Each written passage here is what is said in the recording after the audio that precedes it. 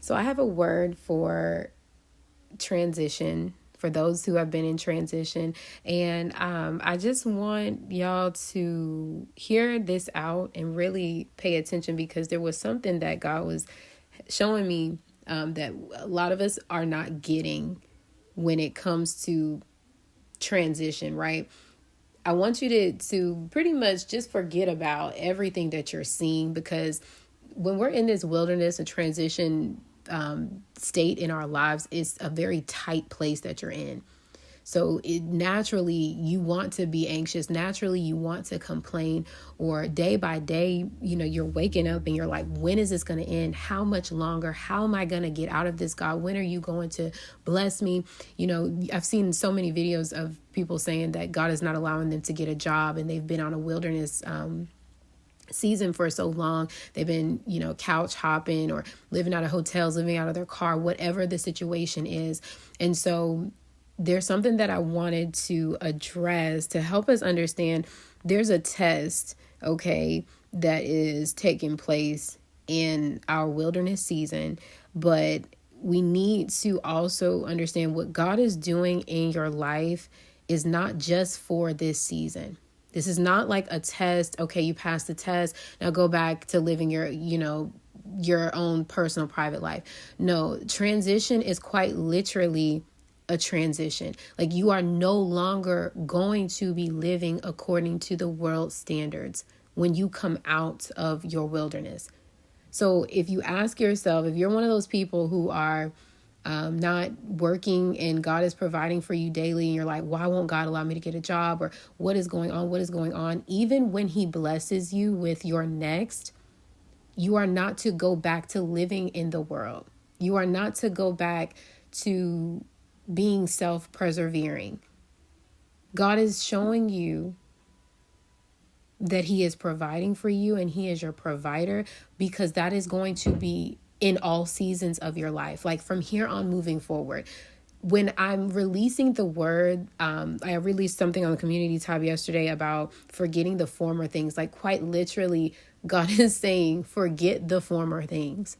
Do not go back to that lifestyle. There was another word he gave me. I don't think I ever released it. But this was around Christmas time. So what a perfect time to release it now. But he had given me Lot's wife when I was waking up. And we know the story of Sodom and Gomorrah. The angel came to remove Lot and his family from Sodom and Gomorrah because the place was being destroyed. But Lot's wife turned around, right? She turned back and she turned into a pillar of salt. God is saying, do not go back to your old way of thinking, your old habits, your old way of living. And sometimes we think, oh no, I'm good. I'm going to be obedient. But imagine that, say God is blessing you with a marriage, and you get into you meeting your spouse, and then you start fornicating. That's going back. Okay. Or imagine that you're blessed with, a platform, and you stop seeking the Lord's guidance and decide to take this thing for your own and just make it about making money and doing your own thing. Your old way of thinking, your old habits, you have to check your sinful nature. This is why you're going through spiritual warfare in the wilderness. You understand that the Israelites, when they got to the land, that there were 7 nations that were still remaining in the land, because God was using that to test them. God was using those nations to test them. Let me see. I have this scripture here. He had given me this the other day too. This was just a few days ago. It's Deuteronomy 7.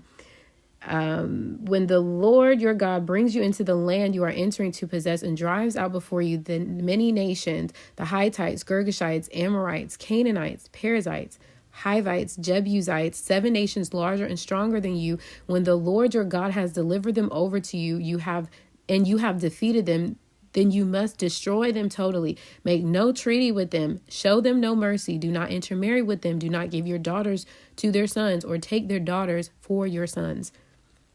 So there's research that explains the meaning of the names behind these nations. Like, for instance, the Hittites, if I'm saying this correctly, their name means terror. They were giants who brought fear. And I remember I released in a previous video that God is removing fear from you. Like, you are not to be walking by fear or living by fear, right? God is not giving you a spirit of fear. He's literally, he gives you a spirit of power and of love and a sound mind. He's transitioning you from no longer being fearful to walking according to his word. This is quite literally a transformation. You are not to go back to your old ways. The Girgashites, the word Girgashite is one who returns back from a pilgrimage. There are people that go back and are earthly. They build their houses using clay, which shows they are not stable in their mindset.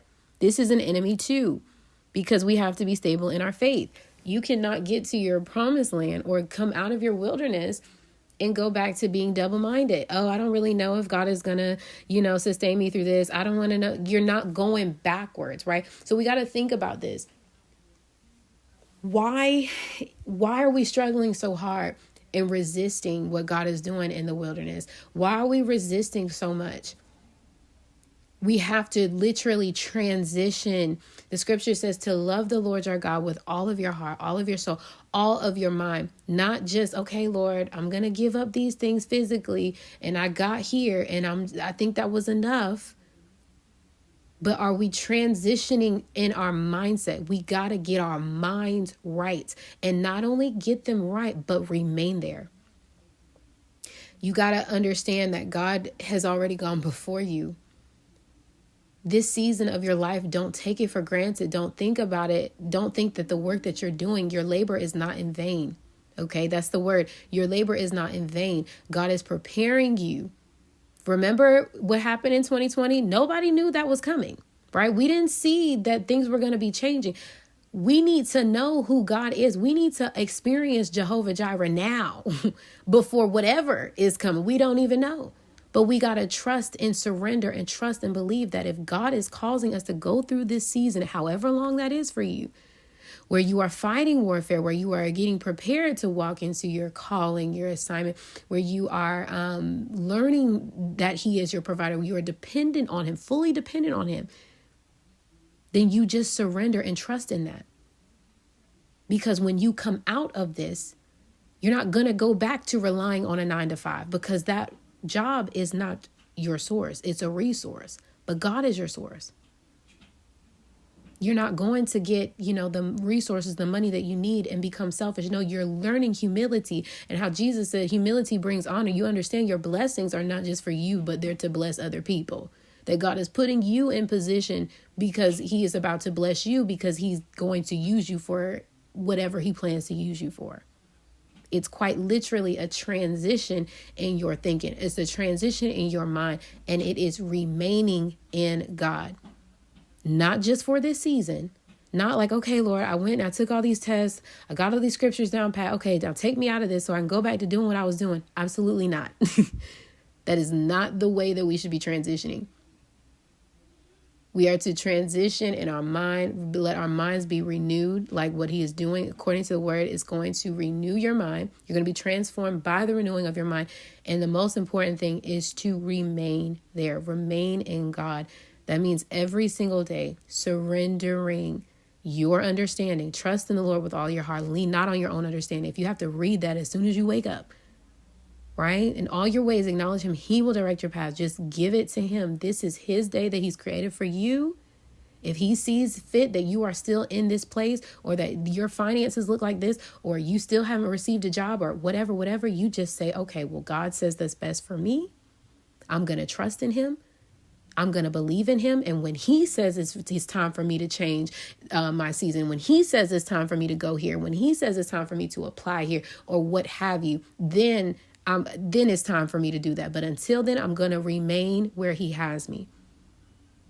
Okay, so I hope this word could help whomever was watching this today. And if this is helpful to you, please like the video. It helps push it out to more people. So whomever needs to see this, they're able to get this word as well. And I'll see y'all in my next video.